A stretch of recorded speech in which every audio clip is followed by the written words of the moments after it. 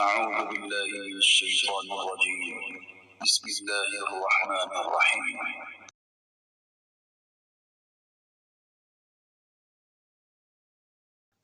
أعوذ بالله من الشيطان الرجيم بسم الله الرحمن الرحيم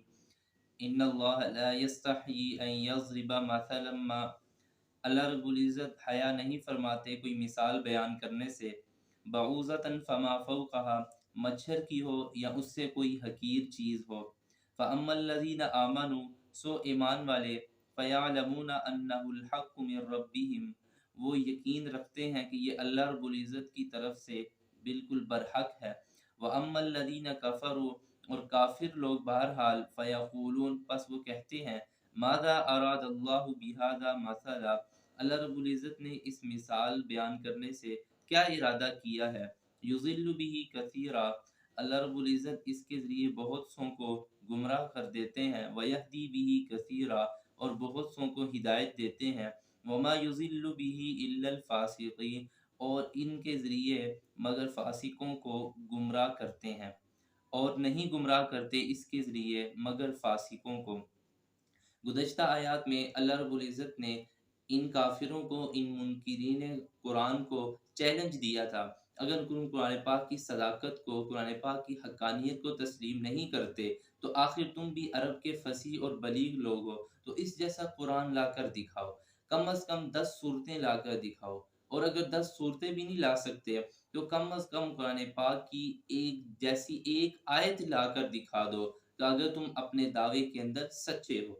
جب انہیں اس بات کا علم ہوا کہ یہ قرآن پاک کے ساتھ مقابلہ کرنے سے عاجز ہیں کیونکہ یہ خدائی کلام ہے خالق اور مالک کا کلام ہے اس کے سامنے ان کا مقابلہ کرنے کی سکت اور طاقت نہیں ہے تو ان لوگوں نے بجائے قرآن پاک کی صداقت کو قرآن پاک کو معجزہ سمجھنے کے قرآن پاک میں شکوک و شبہات اور قرآن پاک پر اعتراض کا سلسلہ شروع کر دیا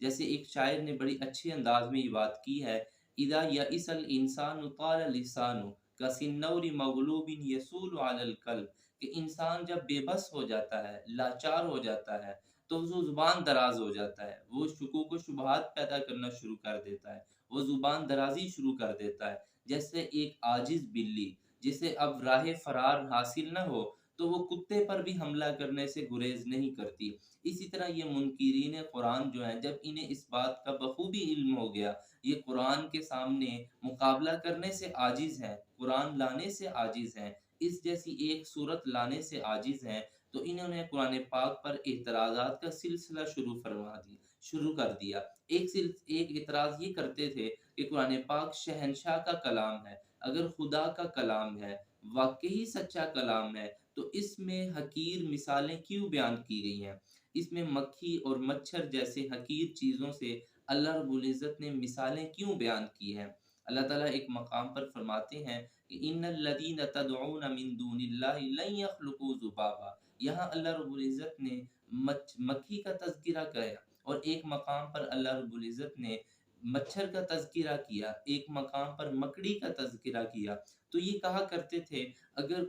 کلام جو ہے یہ خدائی کلام ہے تو پھر اس قرآن پاک میں یہ حقیر مثالیں نہیں ہونی چاہیے اللہ رب العزت نے انہی کا اس سوال کا جواب دیتے ہوئے فرمایا کہ اللہ رب العزت جو چاہیں کر سکتے ہیں وہ حیا نہیں فرماتے کسی مثال بیان کرنے سے اللہ تعالیٰ حق بیان کرنے سے نہیں شرماتے اللہ رب العزت حق بیان کریں گے چاہے وہ مچھر کی مثال ہو چاہے وہ مکھی کی مثال ہو دیکھیے ایک بات سمجھیے مثال بیان کرنے سے مقصد جو جس کی مثال بیان کی جا رہی ہے جو ممثل لہو ہے جس کی مثال بیان کی جا رہی ہے اس کی حقارت مقصود ہوتی ہے نہ کہ جو آدمی مثال بیان کر رہا ہو کوئی وضاحت کر رہا ہو وہ حقیر نہیں ہوتا بلکہ جس کی مثال بیان کی جائے جس شے کے لیے مثال بیان کی جائے وہ حقیر ہوا کرتی ہے تو اللہ رب العزت نے ایک مقام پر کافروں کے عقیدے کو ان کے شرک کو مکڑی کے جالے سے تعبیر کیا